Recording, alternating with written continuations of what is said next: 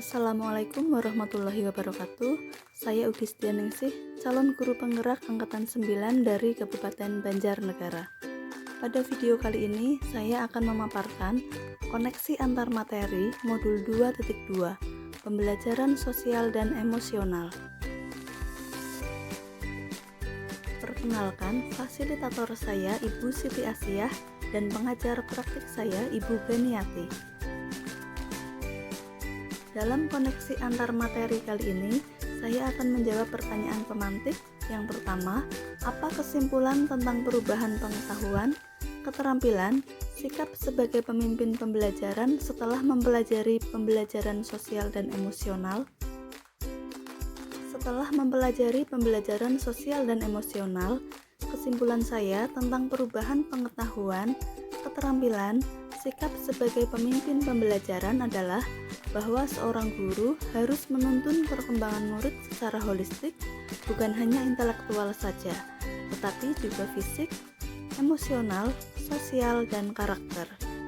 Guru menciptakan pengalaman dan lingkungan belajar yang memperhatikan kebutuhan sosial dan emosional murid untuk mengembangkan 5 kompetensi sosial dan emosional, yaitu kesadaran diri, manajemen diri, kesadaran sosial, keterampilan berelasi, dan pengambilan keputusan yang bertanggung jawab.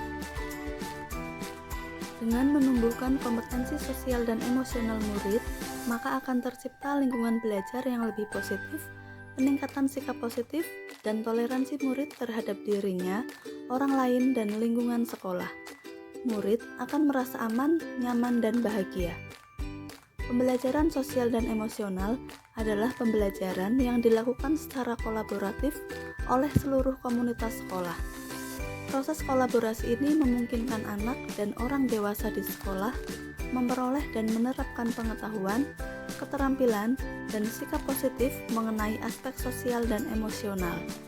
Dapat diterapkan mulai dari pengajaran eksplisit di kelas hingga kemitraan dengan keluarga dan komunitas untuk terus mengupayakan proses kolaboratif dan berkelanjutan. Kelanjutan dari pembelajaran sosial dan emosional adalah praktik kesadaran penuh atau mindfulness. Mindfulness bukan sebagai solusi pemecahan masalah, melainkan praktik yang membantu guru dalam menyikapi, memproses, dan merespon permasalahan yang dihadapi untuk fokus pada situasi saat ini, bukan pada kekhawatiran masa yang akan datang maupun penyesalan akan masa yang telah berlalu. Salah satu praktik mindfulness adalah teknik menyadari dan melatih nafas, yaitu teknik stop. Jadi, jika terdapat suatu hal yang membuat kecewa dan marah, maka guru dapat menerapkan teknik stop untuk mengelola emosi menjadi lebih baik. Pertanyaan pemantik kedua, apa kaitan pembelajaran sosial dan emosional yang telah Anda pelajari dengan modul-modul sebelumnya? Kaitan pembelajaran sosial dan emosional dengan filosofi pendidikan Ki Hajar Dewantara. Menurut filosofi Ki Hajar Dewantara, pendidik merupakan penuntun segala kekuatan kodrat yang ada pada anak-anak agar mereka dapat mencapai keselamatan dan kebahagiaan yang setinggi-tingginya, baik sebagai manusia maupun sebagai anggota masyarakat. Hal ini sejalan dengan pembelajaran sosial dan emosional, bahwa guru harus menuntun perkembangan murid secara holistik, bukan hanya intelektual saja, tetapi juga fisik, emosional, sosial, dan karakter. Guru menciptakan pengalaman dan lingkungan belajar yang memperhatikan kebutuhan sosial dan emosional murid. Lingkungan belajar yang positif, sikap positif warga sekolah, toleransi murid terhadap dirinya, orang lain, dan lingkungan sekolah, sehingga dapat memberikan fondasi yang kuat bagi murid untuk dapat sukses dalam berbagai area kehidupan mereka di luar akademik, termasuk kesejahteraan psikologis secara optimal. Kaitan pembelajaran sosial dan emosional dengan nilai dan peran guru penggerak. Nilai-nilai yang harus dimiliki guru penggerak antara lain mandiri, reflektif, inovatif, kolaboratif, dan berpihak pada murid. Penerapan pembelajaran sosial dan emosional sesuai dengan nilai-nilai guru penggerak.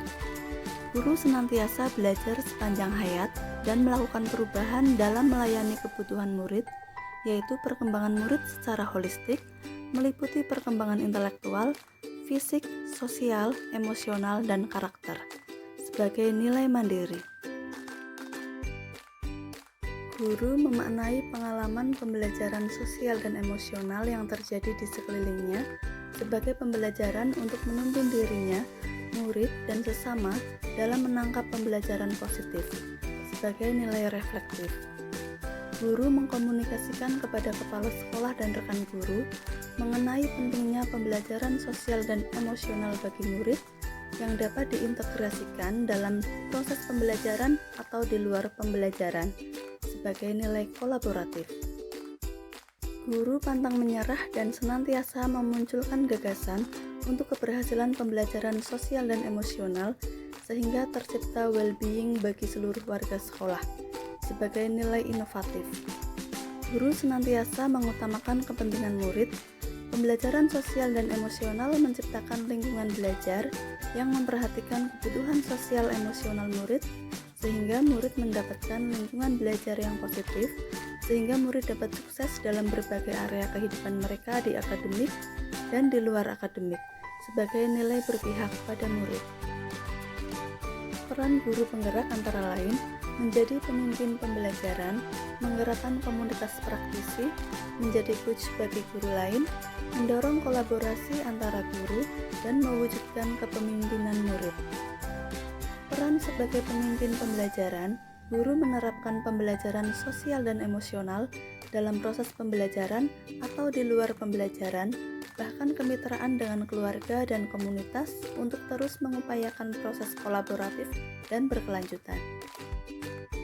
Sebagai penggerak komunitas praktisi dan coach bagi guru lain, guru penggerak dalam menerapkan pembelajaran sosial dan emosional di kelas juga menyampaikan dan menggerakkan komunitasnya tentang pentingnya pembelajaran sosial dan emosional bagi murid untuk menciptakan lingkungan belajar yang positif. Sebagai pendorong kolaborasi antara guru, salah satu upaya penerapan pembelajaran sosial dan emosional di sekolah, maka guru penggerak senantiasa bersifat terbuka dan bekerja sama dengan seluruh guru untuk merencanakan, melaksanakan, dan mengevaluasi pembelajaran sosial dan emosional di kelas dan sekolah. Pembelajaran sosial dan emosional merupakan salah satu upaya mewujudkan kepemimpinan murid. Dari penerapan pembelajaran sosial dan emosional, menciptakan lingkungan belajar yang well-being, sehingga murid akan merasa kompeten, mandiri, dicintai, dan memiliki kepercayaan diri, serta determinasi untuk mencapai segala yang mereka impikan. Kaitan pembelajaran sosial dan emosional dengan visi guru penggerak. Guru penggerak memiliki visi untuk melakukan perubahan positif dalam pembelajaran yang berpihak pada murid. Dalam pembelajaran sosial dan emosional, dapat dilakukan tahapan bagja sebagai strategi inquiry apresiatif. Tahapan bagja, buat pertanyaan untuk menganalisis kebutuhan murid akan sosial dan emosional. Ambil pelajaran, apa kekuatan yang dimiliki murid dalam mengelola kompetensi sosial dan emosionalnya. Gali mimpi tentang kondisi ideal yang diharapkan atau yang akan terjadi dalam proses pembelajaran yang terintegrasi pembelajaran sosial dan emosional. Jabarkan strategi dalam RPP terintegrasi pembelajaran sosial dan emosional. Atur eksekusi agar rencana pembelajaran sosial dan emosional menjadi nyata. Kaitan pembelajaran sosial emosional dengan budaya positif.